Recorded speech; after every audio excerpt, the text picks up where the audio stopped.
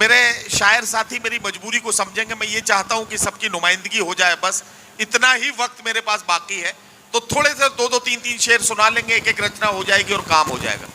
जी। आप सभी को गणतंत्र दिवस की हार्दिक बधाई और शुभकामनाएं। सीधे सीधे मैं अपनी बात शुरू करती हूँ, क्योंकि वक्त नहीं है कुछ भी और बातचीत करूँ तो। शायरी से जुड़ती हूँ, मतलब और दो शेर हाजिर करती हूँ, सुनिएगा।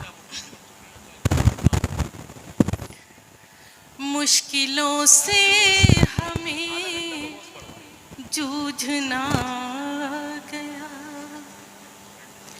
मुश्किलों से हमें जूझना गया, मुश्किलों से हमें जूझना गया,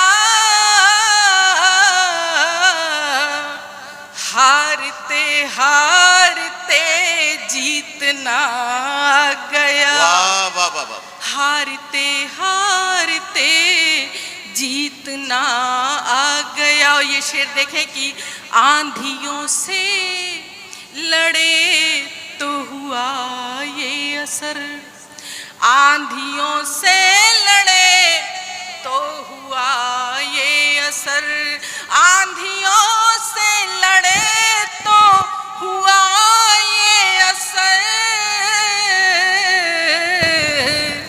हमको तूफान का रुख मोड़ना गया।